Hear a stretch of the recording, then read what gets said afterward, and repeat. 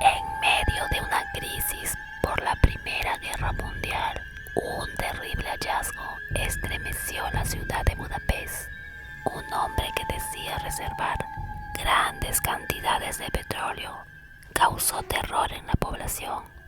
Lo que contenía esos bidones era cuerpo de mujeres a las que engañó con falsas promesas de matrimonio. Acompáñame a conocer el caso Belakis, el monstruo de Singota.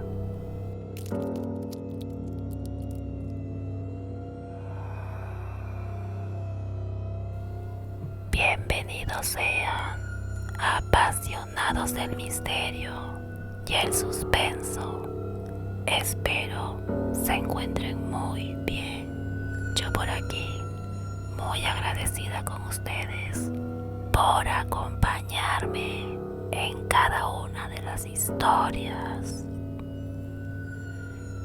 Belakis nació en Hungría en 1877.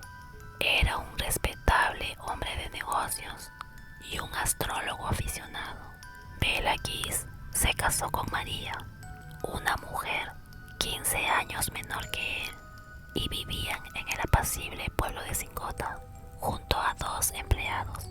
María era una mujer alegre y amable, mientras que su esposo era poco comunicativo y muy reservado, por lo que la gente del pueblo le tenía respeto. Belakis solía viajar constantemente para atender sus negocios, dejando sola a su esposa por largas temporadas. Durante su ausencia, María conoce a un joven artista llamado Paul Bihari y en poco tiempo inicia una aventura con él. Los vecinos, que eran un tanto curiosos, se percatan de la infidelidad y aunque Belakis no era de su agrado, ellos sentían que no merecía ser engañado, por lo que deciden hablar con él. Sus empleados lo encuentran llorando con una carta entre sus manos. La misiva le traería una dolorosa noticia. Su esposa María se había fugado con Paul Bihari, dejándolo en una profunda depresión. Sus vecinos se apiadaron de él, pero Belakis se puso de pie y no estaba dispuesto a quedarse solo ni llorar por una mujer. Como primera medida, decidió despedir a sus 2 empleados y contratar a Jacobet como ama de llaves. Jacobet era una mujer de avanzada edad. Ella tendría el control total de la casa, excepto de una habitación que Belakis cuidaba sigilosamente. Jacobet poseía las llaves, pero no tenía autorizado ingresar. Conforme iban pasando los días, hermosas damas llegaban a la casa por un corto periodo. La ama de llaves no tenía contacto con ellas, solo las veía pasar y se compadecía del hombre, porque ninguna de ellas se establecía con él. Solo llegaban a casa por unos días y luego simplemente desaparecían. Por aquellos días, Belakis comenzó a recolectar grandes bidones de metal y los reservaba en la misteriosa habitación. Un oficial que por ahí pasaba se percató de los contenedores y preguntó por extraña compra. Él solo atinó a responder que estaba reservando gasolina ante un inminente conflicto bélico. Este insumo, al igual que otros, entrarían en escasez, por lo que Belakis decidió almacenarlo. Pero de ser necesario, en el momento que las autoridades requieran, él lo compartiría.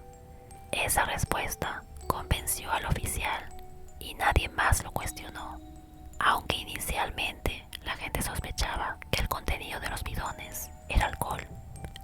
Entretanto, personas del pueblo denunciaban la desaparición de algunas mujeres. La única pista que tenían es que ellas ellas se reunirían con un hombre llamado Hoffman. La policía tuvo problemas para encontrarlo. Es como si hubiese desaparecido de la tierra. Transcurría noviembre de 1914. El gobierno reclutó a jóvenes y adultos, entre ellos a Pelagis. Los enviaron a dar lucha por su país. Luego de 18 meses, una terrible noticia llegó a casa. Pelagis había sido abatido y murió. Hasta ese momento, y en plena guerra, hubo un gran abastecimiento de combustible, y ante la escasez, el oficial se acordó de los bidones de gasolina y del ofrecimiento que le hizo Pelagis años anteriores. El guardia, acompañado de los soldados, fueron a casa de Kiss. Al entrar, encontraron los barriles. Todo parecía indicar que contenía combustible. El responsable de abrir los bidones sintió un olor nauseabundo. Grande fue su sorpresa cuando vio lo que había dentro. Los bidones almacenaban los cuerpos de mujeres preservados en alcohol. Solo uno de ellos contenía gasolina. Jacobet fue interrogada.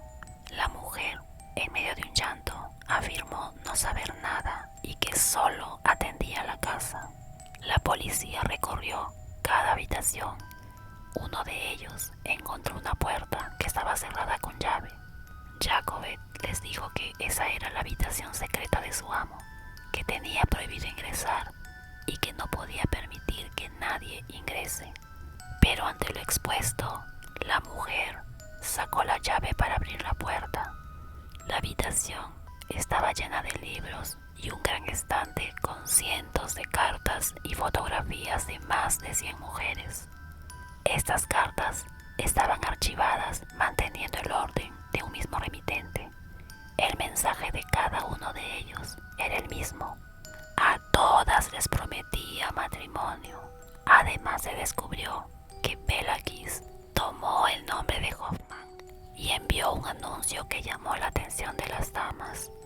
Un viudo estaba en busca del amor. Este aviso llegó a muchas mujeres. Ellas se contactaban con Pelagis y él aplicaba la misma técnica con todas. Les ofrecía matrimonio y durante meses tenía contacto con las damas, creando un vínculo sentimental. Pero estas cartas evidenciaban algo más. Pelagis las estaba estafando e incluso llegando a terminar con su patrimonio. Él sabía cómo persuadir y convencerlas que se despojen de lo que poseían. Este hombre fue cauteloso y solo se centró en mujeres que no tenían parientes cercanos que puedan percibir su desaparición. Las investigaba, se tomaba el tiempo de visitarlas para recabar la mayor información. Su mayor interés era si tenían dinero y que no tengan a nadie que las extrañe. En medio del asombro, los oficiales continuaron indagando en la habitación. Los libros hallados estaban relacionados con veneno y métodos de estrangulamiento. Allanaron la casa y descubrieron más bidones. 24 víctimas fueron halladas, entre ellas el cuerpo desnudo de 23 mujeres y el de un hombre. Su esposa María y su amante Paul Vigari fueron descubiertos. Pelagis terminó con la vida de ella cuando se enteró del engaño. Luego, para no levantar sospechas, planeó decir a sus vecinos que su esposa lo abandonó. Solo algunos de estos cuerpos fueron identificados. Este hecho fue expuesto a la opinión pública. Los periódicos informaban a la población de lo acontecido. 2 mujeres se acercaron a la dependencia a denunciar la desaparición de su hija Margaret. Ella se había contactado con Pelagis, le envió dinero y viajó hacia él por haber incumplido su promesa de matrimonio. Margaret ya no regresó a casa, motivo por el cual mamá fue a confrontar a Pelakis. Él afirmó que la joven se fue a Estados Unidos porque se había enojado con él por retrasar la fecha de matrimonio. Margaret fue hallada en uno de los contenedores. El detective armó un posible escenario. Pelakis obligó a la joven a escribir la carta donde ella dejaba en claro que viajaría a Estados Unidos en busca del verdadero amor, y luego de esto Keys la estranguló y ocultó su cuerpo en uno de los bidones. El oficial interrogó a la ama de llaves sobre lo ocurrido en aquella casa, y es que los guardias encontraron algo más: un documento en donde Keys había dejado en su testamento todo su patrimonio a nombre de Jacobet. Este documento de alguna manera la comprometía y tenía mucho que responder. La mujer solo se echó a llorar y negó saber algo. En octubre de 1916 se corría el rumor que Pelakis se encontraba enfermo o que murió en un hospital serbio. El doctor a cargo viajó de inmediato. Al llegar hasta la cama del paciente se quedó perplejo. Una vez más, el hombre de negocios habría incurrido en una farsa. Mientras estaba sirviendo en la guerra, maquinó un plan para librarse y también evitar las consecuencias de sus asesinatos. Halló un cuerpo sin vida de un soldado y colocó su identificación haciéndolo pasar por suyo. La policía comenzó a investigar la muerte de Keys.